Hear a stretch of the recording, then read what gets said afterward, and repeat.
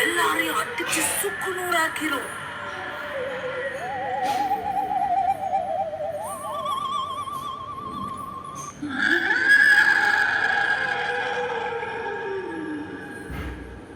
யார் இந்த பேய்? வாங்க பாப்போம். அன்னைக்கு ஒரு ஆடி அமாவாசை. அன்னைக்கு இறந்து போனவங்க எல்லாருக்கும் படையல் போடுவாங்க.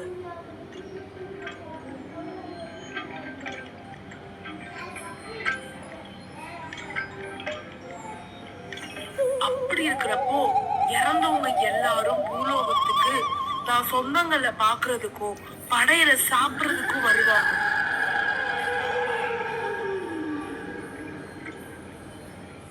இது குமாரியோட ஆவி. நான் ஒரு ஆக்சிடென்ட்ல இறந்து போயிட்டு வருஷத்துக்கு ஒருக்க வர ஆடி அமாவாசையில தான் என் குடும்பத்தை பார்க்க போறேன். எனக்காக படையல் போட்டு எனக்கு பிடிச்சதெல்லாம் பண்ணி வச்சிருப்பாங்க. நான் போய் சாப்பிட்டு வரேன். இப்படி சொல்லிட்டு சந்தோஷமா குமாரியோட ஆவி ஆடி அமாவாசை அன்னைக்கு அவங்க வீட்டை பார்க்க போகுது.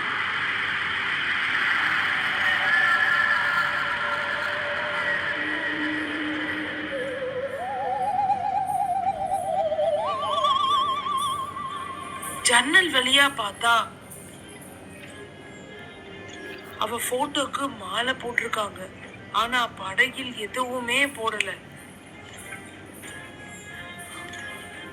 எல்லாரும் அவரவர் வேலைய சாதாரணமா பாத்துக்கிட்டு இருக்கிறாங்க. இத பார்த்து அவ கொஞ்சம் வருத்தப்படுறான். நைட் ஆகுது. எனக்கு யாருமே சாப்பாடு போடல. எனக்கு யாருமே படையல் வைக்கல. நான் போறேன். அழுதுகிட்டே ஒரு மரத்தை நோக்கி போகுது.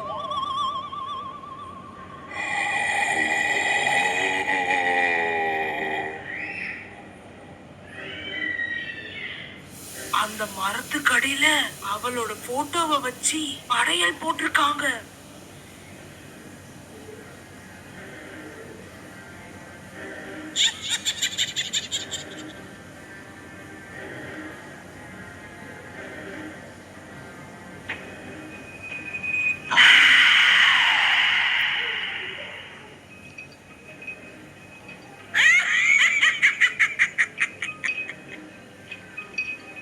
அத பார்த்து சந்தோஷமாகி சாப்பிடுது.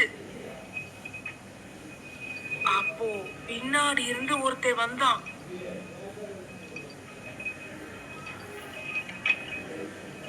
அவனோட பேரு தான் ரஞ்சித்.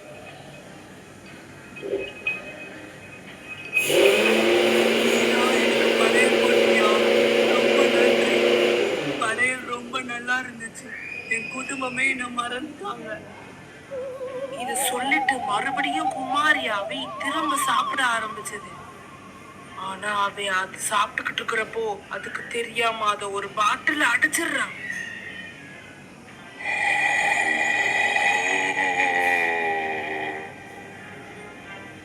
பாவி, என்னடா பண்ற? என்னை ஏன்டா அந்த பாட்டில் அடைச்ச? விட்டுடா, என்னை விட்டுரு. நான் சொல்ற எல்லாத்தையுமே நீ பண்ணணும், இல்லைன்னா உன்னைய ஆவிகளுக்கு அனுப்ப மாட்டேன். சரி, புரியுது. நீ என்ன வேணாலும் சொல்லு, நான் கேட்கிறேன். குமாரி ஆவிய சந்தோஷப்படுத்தினான். முதல் ப்ராஜெக்டுக்காக கிளம்பிச்சு குமாரி ஆவி.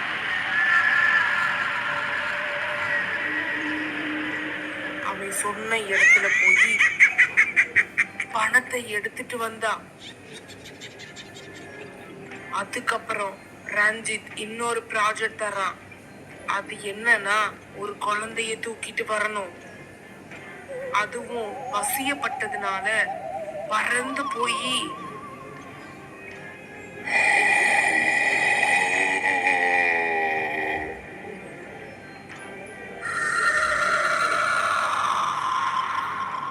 அவன் சொன்ன அதே குழந்தைய யாரும் பார்க்காம தூக்கிட்டு வந்துச்சு. இத அவன் ஒருத்தவங்க கிட்ட கொடுத்து காசாக்கிட்டான்.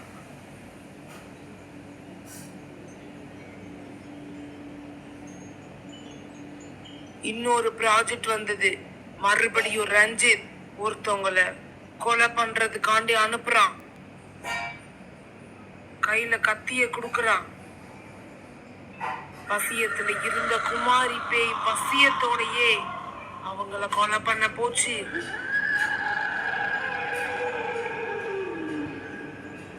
இதெல்லாம் கைலாயத்துல உட்கார்ந்து சிவன் பார்த்துக்கிட்டு இருக்கிறாரு. இது ரொம்ப தப்பா இருக்கே. அந்த ஆவிய முக்கியடியாம வச்சு அந்த ஆவிய வச்சு பெரிய தப்பு பண்ண வைக்கிறாங்களே.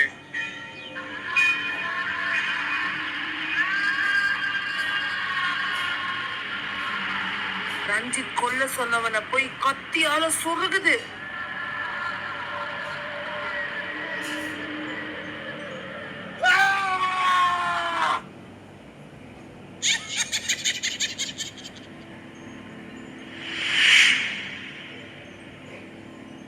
ஆனா அவன் கத்தியோட திரும்ப அந்த ஆவி முன்னாடி நடந்து வந்தான்.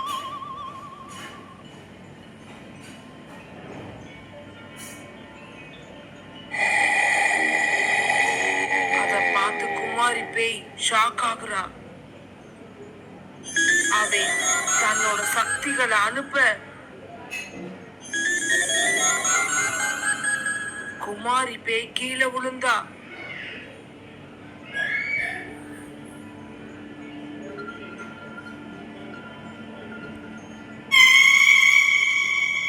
விழுந்த வேகத்துல எந்திரிச்சு பார்த்தா முன்னாடி நின்னது சிவபெருமான்.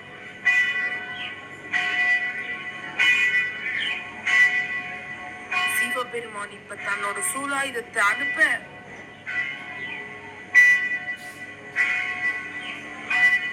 எந்திரிக்க முடியாம கீழே விழுந்தா.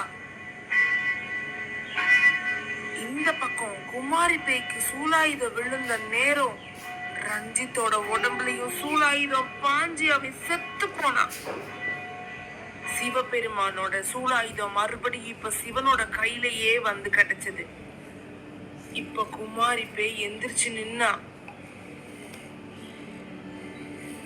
குமாரி பேய் சிவனை கும்பிடுறா. நீ ஒன்றும் கவலை கொள்ளாதே. முத்தியளித்து சொர்க்கத்துக்கு அனுப்பி வைக்கிறேன். எல்லாரும் என்ன மன்னிச்சிடுங்க. அதே நேரத்துல இறந்தவங்களுக்கு அமாவாசை அன்னைக்கு படையல் போடுங்க. கடவுளா நினைச்சு அவங்கள கும்பிடுங்க. அமாவாசை அன்னைக்கு உங்க படையலுக்காண்டி காத்திருப்பாங்க.